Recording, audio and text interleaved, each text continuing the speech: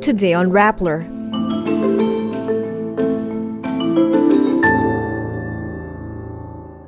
Senator Nancy Binay walks out of a hearing led by Senator Alan Peter Cayetano on the Senate office that's under construction. Labor groups lobby for a more substantial across-the-board base pay after an insulting 35 peso NCR wage hike. 2 Chinese nationals linked to a POGO in Porac, Pampanga are sued for human trafficking. Former U.S. officials say the Biden administration has undeniable complicity in killings in Gaza. And SB19's 1Z Entertainment is forming a girl group. The feud between Senators Alan Peter Cayetano and Nancy Binay takes center stage in a Senate hearing that is supposed to look into the ballooning construction costs of the new Senate building.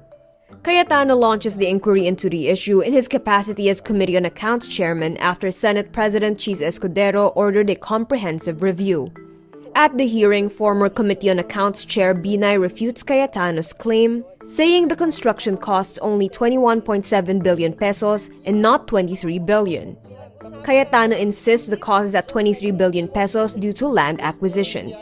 Towards the end of the heated exchange, Binay asks the Department of Public Works and Highways if there was a 23 billion peso amount in their documents. There is none. Thank you, Mr. Chairman. I made my point. There's no such thing as 23 billion sa DPWH. Kabuang Kanaday. Tapusin natin na maayos to. Senado to ng Pilipinas, hindi to palengke. Labor groups are doubling down lobbying and campaign efforts to pass the bill granting a more substantial across-the-board base pay. This after the Metro Manila Regional Wage Board approved what workers called a measly 35 peso increase for minimum wage earners in the region. The base salary in the non-agriculture sector rose from 610 pesos to 645 pesos.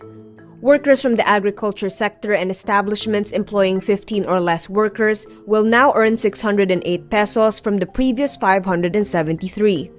Bukluran ng Manggagawang Pilipino President Luke Espiritu says his group will gather support for a legislated wage increase of at least 150 pesos. Meantime, Nagkaisa Labor Coalition spokesperson Rene Magtubo questions the wage board's decision of a 35 peso increase.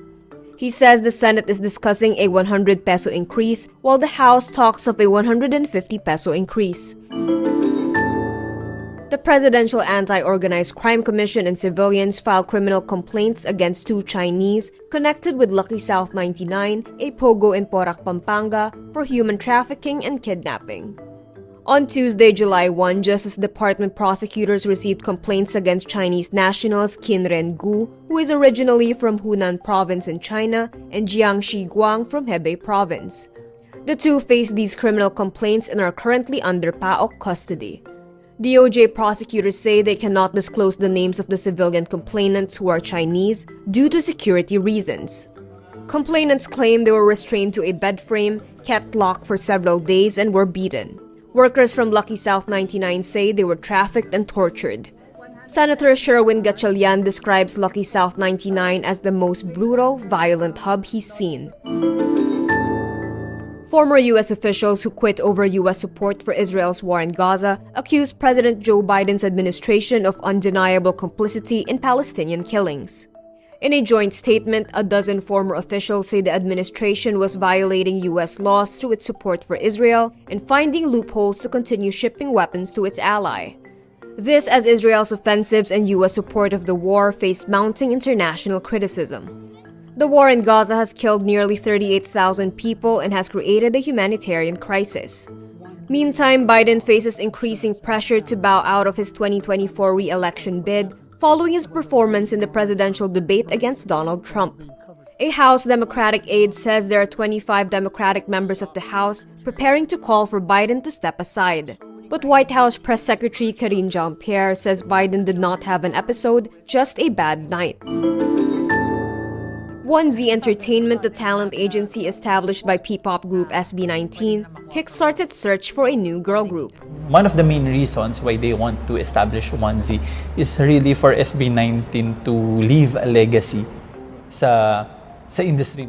SB19's leader Pablo, who also serves as the company's CEO, says plans to create a girl group first surfaced in 2021.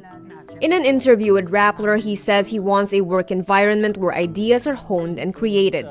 Maganda na merong input yung mga artists pagdating sa anong direction yung gusto nilang mangyari. Nandito kami para tulungan sila. SB19 will be hands-on with the process from screening the applicants to the training proper.